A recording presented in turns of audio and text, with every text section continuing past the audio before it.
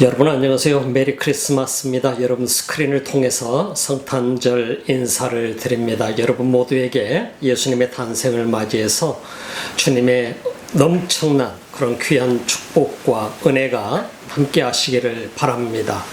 그리고 이 성탄절을 통해서 특별히 예수님을 만나는 귀한 시간이 되시기를 바랍니다. 여러분 모두 사랑하고 축복합니다.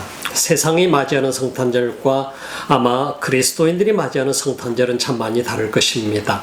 오늘 우리가 이 성경 말씀 속에서 보게 되면은 예수 그리스도의 탄생을 우리는 접하게 됩니다만, 탄생하는 과정들을 접하게 됩니다만은, 왜 예수 그리스도가 이 땅에 오셔야 됐을까? 우리는 왜 예수님을 만나야만 되는가? 왜 우리는 예수님을 믿어야만 되는가? 이런 모든 과정들을 우리는 항상 생각해보고 또 돌아보는 시간들을 갖습니다. 그것은 곧 우리의 생명과 관련이 되기 때문입니다. 내가 사는 이 육신의 생명이 아니라 영적인 영원한 생명과 관련이 있기 때문에 우리는 이 말씀을 다시 한번 돌아보게 되는 것입니다. 수많은 사람들이 이 땅에 오신 그 예수 그리스도를 듣기는 했지만은, 또 알고는 있지만은, 그러나 진실로 믿고 있지는 못하는 경우들을 우리는 많이 볼 수 있습니다.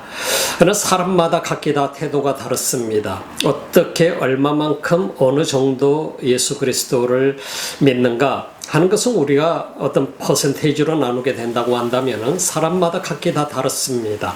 우리가 신앙생활을 많은 해 동안을 교회를 다녔을지라도 우리 마음속에, 우리 가슴속에 진실로 누가 가장 중요한가, 무엇이 가장 중요한가란 질문을 우리에게 던지게 된다고 한다면, 우리는 어쩌면 예수 그리스도가 내 삶 속에 차지하고 있는 퍼센테이지가 굉장히 클 수도 있고 적을 수도 있고 아니면 중간일 수도 있고, 수많은 사람들에 따라서 각기 다 다를 것입니다. 그러나 하나님께서는 예수 그리스도를 이 땅에 보내시면서 굉장히 신중하게, 그리고 이미 구약 성경에서 예언해 놓으셨던 말씀처럼 그 모든 과정들을 이루어지기까지, 오기까지 굉장히 섬세한 그 과정을 통해서 이 땅에 메시아를 보내신 것을 보게 됩니다. 그 예수 그리스도를 보내지 않고서는 결국은 우리 인류는 구원받을 수 없기 때문이었습니다. 인류가 구원받을 수 있는 유일한 길은 바로 예수 그리스도를 통해서이기 때문입니다. 그래서 예수님이 이 땅에 오셨을 때 그분은 스스로가 말씀하시는 것은 내가 곧 길이요 진리요 생명이다. 그래서 나로 말미암지 아무도 아버지께로 올 자가 없느니라고 말씀을 하고 있지요. 여러분 생각해 봅시다. 우리가 하나님 아버지께로 갈 수 있는 사람, 구원받을 수 있는 사람, 그 유일한 길이 무엇일까? 우리는 생각해 보죠. 이 유일한 길을 만들기 위한 과정이 하나님께서 펼쳐놓으신 세계의 역사였다라고 하는 사실을 우리는 주목해 볼 수 있죠.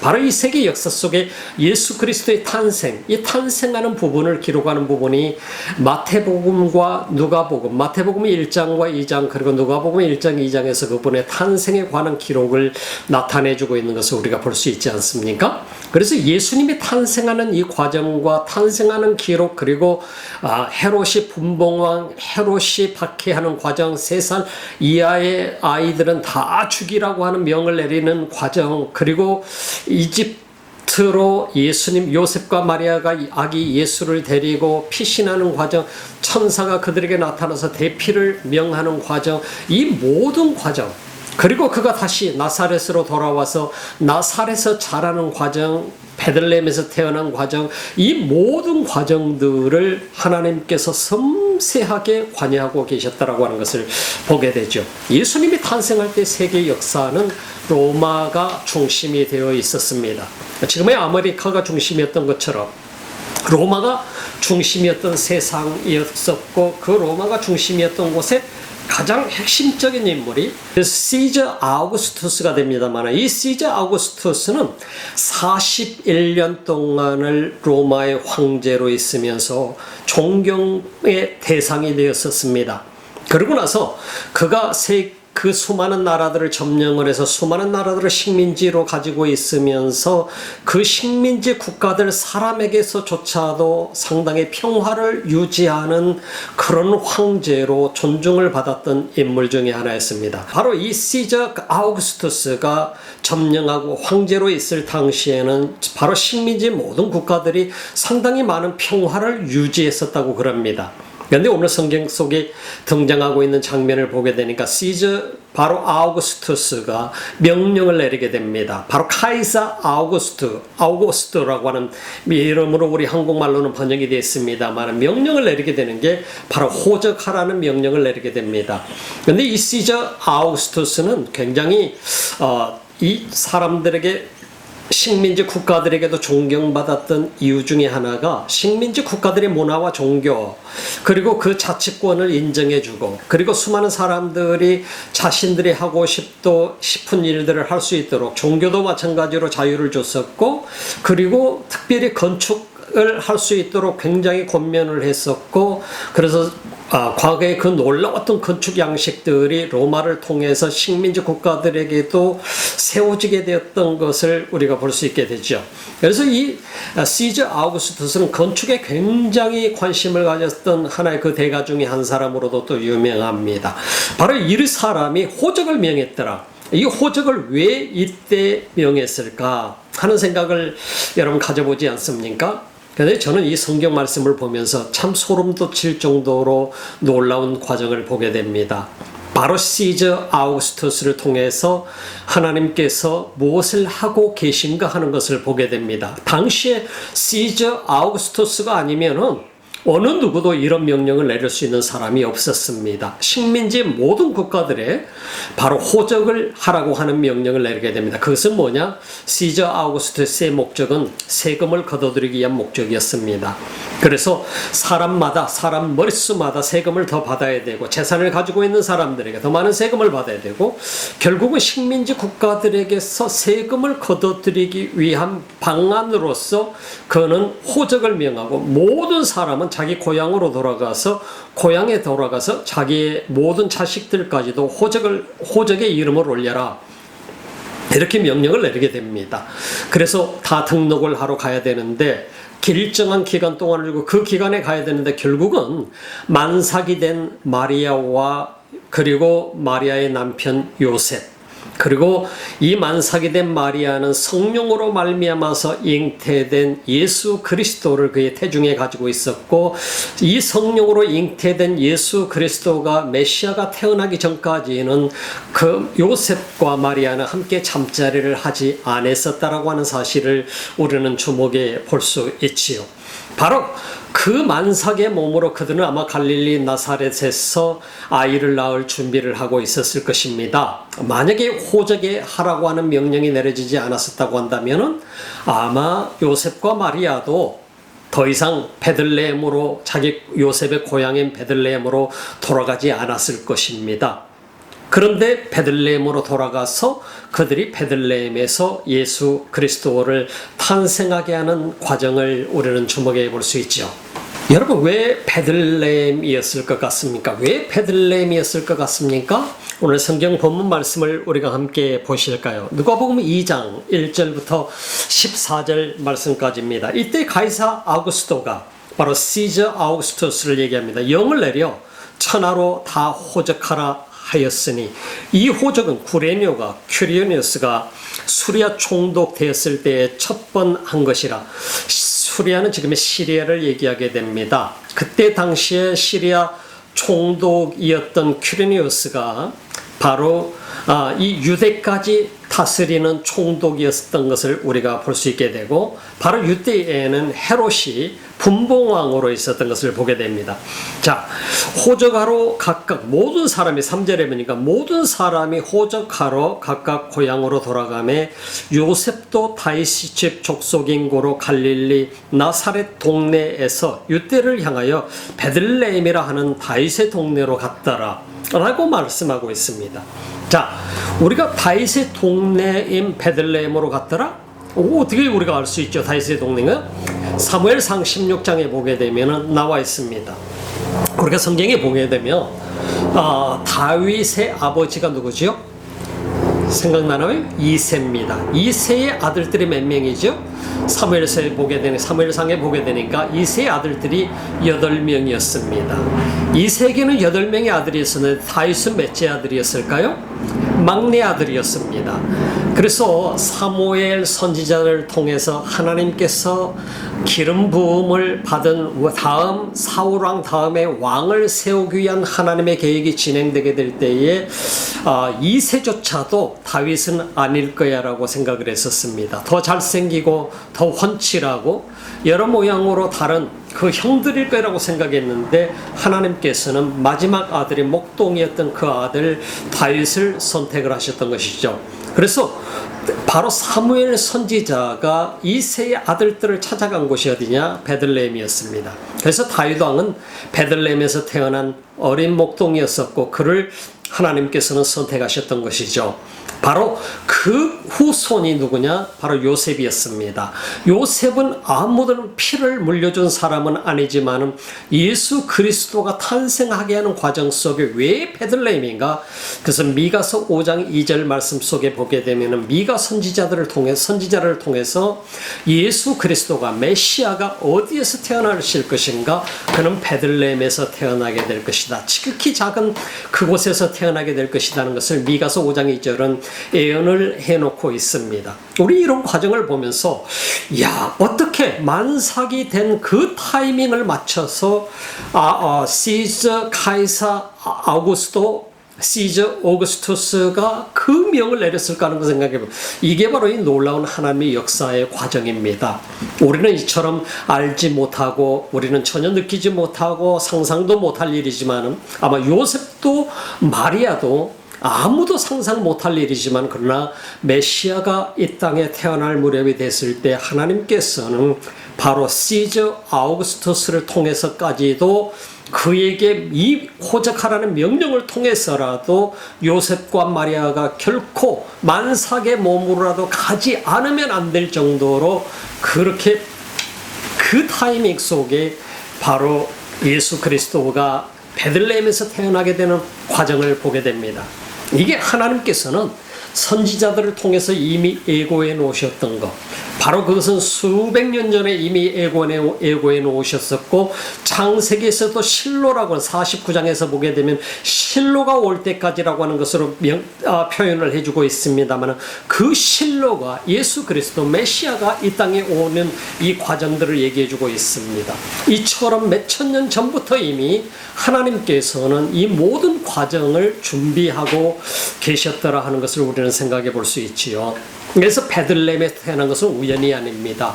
베들레헴에서 태어나지 못할 수밖에 없는 모든 여건이었지만 그러나 하나님께서는 바로 시저 오거스투스를 통해서 그 모든 과정들을 이끌고 그리고 요셉으로 베들레헴으로 향하도록 만든 이 엄청난 사건을 보게 되죠. 이게 바로 이적이 아닐까요? 이런 엄청난 하나의 이적이 일어난 것이죠. 이게 있을 수 없는 일이 있게 된 것이잖아요. 그리고 베들레헴에 가서 예수 그리스도는 태어나게 됩니다. 성경에 봅시다. 그 종원한 마리아와 함께 호적하러 올라가는 이 마리아가 이미 잉태되었더라. 거기 있을 그때의 해산할 날이 차서 마다들라 강보로 싸서 구유에 뉘었으니 이는 사관에 있을 곳이 없음이로라. 이 아이가 태어났는데 강보에 싸서 말구유에 뉘었더라 이 말입니다. 머물 곳이 없었어요. 여관에 머물 곳이 없었더라 이 말입니다. 여러분 생각해 봅시다. 이 당시에 여관이 그 베들레헴이라고 하는 작은 시골 마을의 여관 수준이 어땠을 것 같아요? 아마 방이 굉장히 고급스러웠을 것 같습니까? 전혀 아니죠. 지금 이 시대 때 우리가 상상해 본다라고 하면 그 자체가 어려울 정도일 것입니다. 제가 몇 년 전에 인도에 가서 인도에서 이제 집회를 하러 각기 그 지역을 방문하면서 어느 한 지역을 가서 거기에 여관에 가서 머문 적이 있습니다. 알렉산더 목사님과 함께 알렉산더 목사님이 저를 그 인도 담당을 하면서 저를 이끄셨는데 지금은 작고하셨습니다만은 그분과 함께 여관을 들어갔는데 제가 머무는 방을 들어갔는데 이 방이 얼마나 더러운지 도무지 누울 수조차도 없을 정도로 더러웠습니다. 침대는 있었지만 벽은 얼마나 지저분하고 더럽고 그야말로 이 손으로 어느 곳이든지 간에 만질 수가 없었어요. 역시 마찬가지로 욕실도 마찬가지. 욕실은 있었지만 그걸 욕실이라고 표현할 수가 없을 정도였습니다. 상상하기 어려운 환경이었어요. 근데 2000년 전에 생각해 봅시다. 2000년 전에 예수님이 태어나시던 환경 속에서 여관이었다? 그 여관이 어떤 수준이었을 것 같습니까? 참 상상하기 어렵죠. 차라리 어쩌면 마구간이 더 깨끗했을지도 모르겠습니다. 아무도 해산할일이 가까운 그 마리아에게, 요셉과 마리아에게 방을 양보할 사람도 없었습니다. 아마 그 중에 누군가가 메시아가 지금 탄생할 이 아기가 메시아라고 알았더라면 누군가가 양보했을 수도 있겠지요. 그러나 아무도 몰랐습니다. 요셉도 하나님의 음성을 들었고 하나님의 말씀을 듣고 천사를 통해서 그 말씀을 들었습니다. 그리고 그들은 누가 태어날 것인지 알고 있었습니다. 자, 그런데 결국은 메시아가 태어날 장소는 말구유였었다고 하는 것입니다. 바로 마구간에서 태어났고 그를 강보에 싸서 말구유에 누였더라 하는 것을 우리가 성경을 통해서 보게 되죠. 자, 마다들라 강보로 싸서 구유에 누였으니 이는 사관에 있을 곳이 없음이라. 그 지경의 목자들이 밖에서 밤에 자기 양떼를 지키더니 주의 사자가 곁에 서고 주의 영광이 저희를 두루 비침에 크게 무서워하는지라. 자, 천사가 이르되 무서워 말라. 보라, 내가 온 백성에게 미칠 큰 기쁨의 좋은 소식을 너희에게 전하노라. 오늘날 다윗의 동네에 너희를 위하여 구주가 나셨으니 곧 그리스도 주시니라 라고 얘기했습니다. 자, 오늘 무슨 사건이 벌어졌나요? 목동들에게 천사가 나타난 엄청난 일이 벌어지게 된 거예요. 이것은 작은 일이 아닙니다. 엄청난 일입니다. 이 목동들은 한 번도 천사들을 본 적이 없습니다. 그런데 밤에 별을 보면서 그들이 양을 지키고 있는데 밤에 그들 속에 천사들이 나타나게 된 것이죠. 충격적인 이 상황이 벌어지게 된 것입니다. 이 목동들은 충격을 받았습니다. 천사들이 나타났다고. 그래서 두려움에 떨고 있었는데 그들에게 천사들이 안심을 시킵니다. 내가 너희들에게 지금 두려워하지 말아라. 너희들에게 내가 전할 소식은 좋은 소식이다. 그 좋은 소식이 뭐냐? 그것은 그리스도가 다윗의 동네에 태어났노라. 다윗의 동네는 곧 베들레헴을 가리키는 것입니다. 그래서 그 말씀을 하고 바로 뭐라고 얘기했는? 너희가 강보에 쌓여 구유에 누인 아기를 보리니 이것이 너희에게 표적이니라 하더니, 자, 어떤 표적을 볼 것인가? 다윗의 동네에 가게 되면은, 베들레헴에 가게 되면은 강보에 싸서 구유에 누인 아기를 보게 될 텐데 바로 그가 구주신이라 라고 얘기했습니다. 우리가 이 구원이라고 하는 단어를 소테리아라고 하는 헬라어에서는 구원이라는 말을 소테리아라는 헬라어에서 사용을 하게 됩니다. 근데 구주라고 하는 말씀이 뭐냐? 구원자, 구원의 주님이라고 하는 말이 뭐냐면 소테르라는 말입니다. 소테르라고 헬라어 언어에서는 사용합니다. 바로 소테르가, 구주가 태어나게 될 것이 꼭 태어났는데 그를 네가 가서 다윗의 마을에 가서 보게 되면 구유에 누인 그 아이를 보게 될 것이다. 이 말씀을 천사들이 전해 주게 되게 됩니다. 자, 그리고 나서 뭐라고 하냐면 너희가 가서 강보에 쌓여 누이게 되는 아기를 볼 것이다. 이 메시아의 탄생을 알리게 되는 그 과정을 우리가 보게 되지요. 우리가 성경에 보게 되면은 바로 이 예수 그리스도의 탄생은 엄청난 과정을 거쳐서 예수 그리스도가 이 땅에 오시게 된 것을 보게 됩니다. 사람들은 알지도 못하고 있었고 느끼지도 못하고 있었고 믿을 수 없는 천사들의 출현 사건을 목동들은 느끼고 있었어요. 왜 천사들이 목자들에게 나타났을까요? 우리가 목자 하면 좋은 표현 같습니다.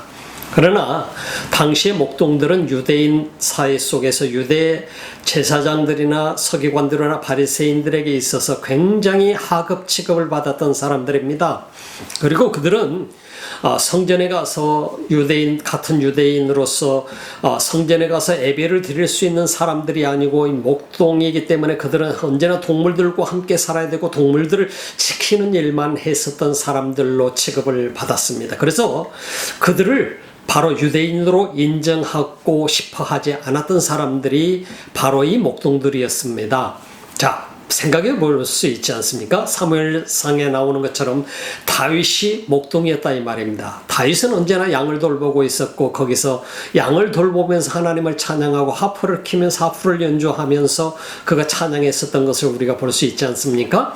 다윗과는 상당히 다른 사람들입니다. 이 사람들은 지금 현재 천사들이 나타난 이 사람들은 하나님을 경배하는 사람들이 아니었던 게 분명합니다. 그들은 어떻게 보면 가장 평범한 사람들이었었고 어쩌면 제사장들과 서기관들과 바리새인들에게 인간처럼 인정받지 못하는 사람들이었습니다. 근데 천사들이 그들에게 왔다라고 하는 것은 앞으로 메시아를 통해서 이 땅에 이루어질 사건을 미리 보여준 것이라고 볼 수가 있을 것입니다. 이 세상에 앞으로 일어나야 될 사건은 뭐냐? 이 메시아를 통해서 온 세상의 이방 민족들이 사람 취급을 받지 못하는 사람들까지 어느 민족이든 어떠한 부류의 사람이든 바로 그들의 굿뉴스를 듣게 될 것이고 복음을 듣게 될 것이고 그 복음을 통해서 메시아를 만날 수 있게 될 것이다. 그리스도를 만날 수 있게 될 것이다 라고 하는 이 메시지가 그 속에 담겨져 있는 것입니다. 사람 취급을 못 받던 목동이었었고 어쩌면은 하나님을 가장 잘 안다고 하는 사람들에게 인정받지 못하는 사람들이었고 저 사람들은 하나님의 백성이 아니야라고까지 할 정도로 취급을 받았던 사람입니다만 그들 속에 예수님이 탄생할 때 천사들을 하나님은 보내셨다라 이 말입니다. 천사들을 보내신 하나님이 천사들을 보낸 그 부류의 사람들은 어쩌면 가장 인정받고 존중받고 수많은 사람들에게 굉장히 이렇게 높임받는 사람들이 아니었다 이 말입니다. 바로 서기관들과 대제사장들과 바리새인들, 제사장들 그들에게 어쩌면 하나님이 천사들을 보내서 알렸어야 되는데 그게 아니었다 이 말이죠. 결국은 뭡니까? 이렇게 엄청난 하나님의 역사가 일어남에도 불구하고 대제사장들과 제사장들, 서기관들, 바리새인들 그들은 전혀 알지 못했었고 훗날 그 메시아를 잡아서 십자가에 못 박아 죽이는 역할자가 되게 되는 것을 우리가 볼 수 있지 않습니까? 최초의 복음을 전한 사람은 누구였던 것 같습니까? 저는 이 목동들이라고 생각합니다. 이 목동들이 천사들로부터 이 복음의 소식을 듣고 달려가서 짐승들을 다 놔두고 달려가서 다윗의 동네 베들레헴으로 가서 말구유에 누인 그 아기를 보고 경배를 하게 됩니다. 참 이 놀라운 사건이 벌어지게 된 것이죠. 오늘날도 이 세상에 모든 사람들이 불의의 사람들이 다 살고 있습니다. 이 하나님께서는 주의 천사들을 보낼 때 위대한 사람들에게 보내는 것이 아니라 가장 겸손하게 나는 사람 취급도 못 받는 사람이야. 어쩌면 나는 저 사람들에게 인정받지 못하고 있어. 나는 하나님의 백성이라고 인정받을 수 없는 사람이야 라고 하는 그 사람들에게까지 하나님은 관심을 가지고 그들을 또 사용하고 계신다는 사실을 보게 됩니다. 예수님의 제자들이 마치 아무것도 배우지 못하고 율법 교육도 전혀 받지 못한 바로 베드로와 요한과 야고보 그리고 또 수많은 사람들에게 배신자, 반역자라고 일컬음을 받을 수밖에 없었던 세리, 마태 같은 사람들 수많은 사람들 참 우리가 예수님의 제자를 부르시는 그 과정들을 보게 되면 어쩌면 이렇게 인정받지 못하는 사람들 그들 가운데 예수님이 오셔서 그들을 부르셔서 제자 삼으신 과정과도 마찬가지죠. 예수님이 이 땅에 오신 목적이 무엇인가 하는 것을 우리에게 보여주는 것이 하나님께서 천사들을 보낸 과정 속에서도 우리에게 보여주는 것입니다. 하나님의 목적은 이 세상의 모든 인류가 구원받는 것이지 않습니까? 성경에 봅시다. 너희가 가라 이 말입니다. 강보에 쌓여 구유에 누인 아기를 보니 이것이 너희에게 표적이니라 하더니 호련히 허다한 천군이 그 천사와 함께 있어 하나님을 찬송하여 가로되 지극히 높은 곳에서는 하나님께 영광이요 땅에서는 기뻐하심을 입은 사람들 중에 평화로다. 자, 천군의 천사와 함께 있어서 하나님을 찬송하게 됐더라. 이 엄청난 일들이 벌어지게 되면 천군들이 나타나게 됩니다. 천사들과 함께 그들이 찬양을 하게 되는데 지극히 높은 곳에서는 하나님께 영광이요 땅에서는 기뻐하심을 입은 사람들 중에 평화로다. 이런 엄청난 메시지가 전해지게 됩니다. 참 찬양을 통해서. 여러분이 구원받는 일은 천군 천사가 기뻐할 일입니다. 우리가 예수 그리스도를 만나는 일은 단지 내가 구원받는 것이 아니라 천군 천사가 함께 찬양을 해줄 정도로 기뻐할 일입니다. 왜? 그들은 메시아가 오신 소식을 우리에게 일부러 전하게 된 것입니다. 목동들에게 전하게 된 것이고 우리 모두에게 그 소식을 누군가를 통해서 전하게 된 것입니다. 왜냐하면 이것은 엄청난 구원의 소식이었기 때문입니다. 온 세상에 어느 누구든 하나님과 우리 사이에 죄로 막혔던 모든 담이 막혀 있었던 것이 바로 우리가 하나님께 영광이 될 수 있도록 그 모든 담을 허물으시고 내가 예수를 믿음으로 말미암아 그 담은 무너지게 되고 하나님의 사랑이 우리 속에 넘쳐서 커버되게 되고 그리고 우리는 하나님의 자녀가 되는 권세를 얻게 됩니다. 요한복음 1장 12절에 말씀하는 것처럼 말이죠. 자, 우리가 성경을 통해서 우리가 보게 되면 우리가 예수 믿는 사건은 이거는 보통 사건이 아닙니다. 로마서 5장 8절은 그래서 우리가 바로 하나님께서 그 우리 모든 자녀들에게 보여주신 최고의 사랑의 확증이 무엇이었느냐? 그리스도를 이 땅에 보내주신 사건, 그리고 그분을 십자가에 매달려 돌아가시기까지 우리를 사랑하신 사건. 요한복음 3장 16절은 바로 우리 세상은 멸망할 수밖에 없는 존재였지만 그가 바로 세상을 사랑하셔서 하나님이 세상을 이처럼 사랑하사 독생자를 주셨으니 이는 어느 누구든지 멸망치 않고 믿는 자마다 영원한 생명을 얻게 하려 하시는 것이라는 그 목적을 분명하게 말씀해 주고 있습니다. 오늘 이 메시지를 듣고 있는 여러분, 여러분의 가슴 속에 얼마만큼 여러분들은 예수 그리스도를 영접하고 계시나요? 오늘 목동이었지만 인정받지 못하고 있는 사람들이었고 유대인 리더들에게 있어서는 저 사람들은 유대인도 아니야 라고 취급받을 수밖에 없는 사람들이었지만은 그러나 그에게 찾아오신 주의 천사, 주님께서 하나님께서는 주의 천사들을 그들에게 보내셨다는 사실을 우리는 잊지 말아야 될 것입니다. 여러분과 제가 오늘 주님을 만난 것도 우리처럼 부족한 사람, 저처럼 시골 사람이었지만 저 같은 사람에게 주님이 찾아오셔서 저를 불러주셔서 또 사용해 주시는 그런 과정들을 우리가 보게 되면 어쩌면 이 자체가 기적이 아닌가요? 여러분의 삶은 어떻습니까? 여러분의 삶 속에 주님이 찾아오셨는데 내가 모든 것으로 만족하다 보니까 주님이 별로 그렇게 중요해지지 않을 수도 있지 않나요? 그러나 중요한 것은 내가 어떤 환경과 어떤 것을 내가 가지고 소유하고 있을지라도 이 땅에서 내가 가지고 있는 것은 잠시 동안 소유할 뿐이라고 하는 것입니다.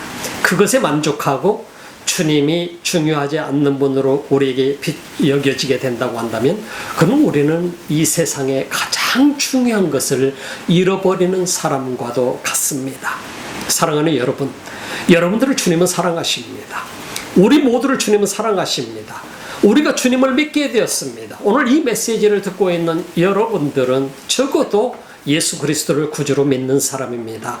그러나 이 주님이 여러분의 삶 속에 몇 퍼센트를 차지하고 있는지 다시 한번 우리가 점검해보는 이 귀한 성탄절이 되기를 바랍니다. 하나님께서는 메시아를 이 땅에 보내시면서 우리를 구원하기 위해서 바로 소테르, 그 구주를 보내시면서 우리에게 가장 원하시는 부분은 무엇일 것 같습니까? 내가 온전히 예수 그리스도를 나의 소테르로, 바로 나의 구주로 영접하는 것입니다. 그리고 믿고 그분을 따르는 것입니다. 그분을 나의 구주로 영접하는 것입니다.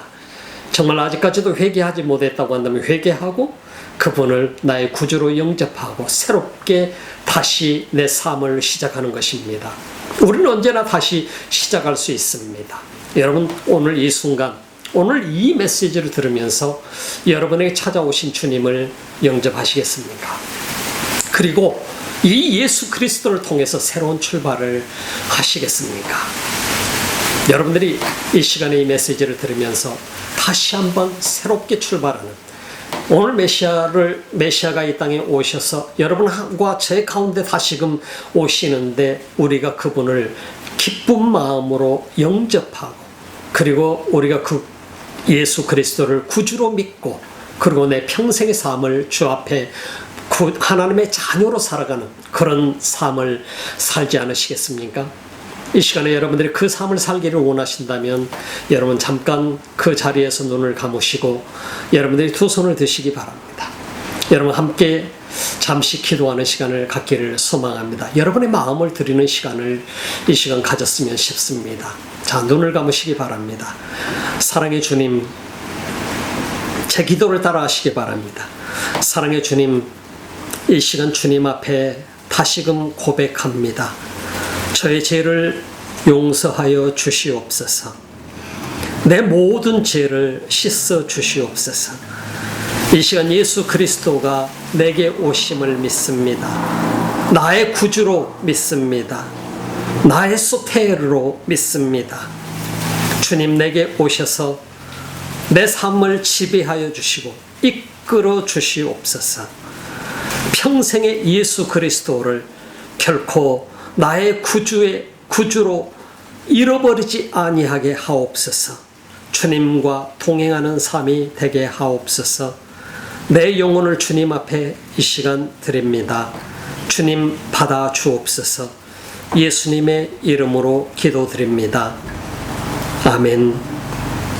하나님 감사합니다. 이 귀한 시간 주님 앞에 우리 모두 머리를 숙여 기도해 드렸습니다. 주님 이 시간 우리 죄를 용서하시고 우리 모두를 다시 받아 주옵소서.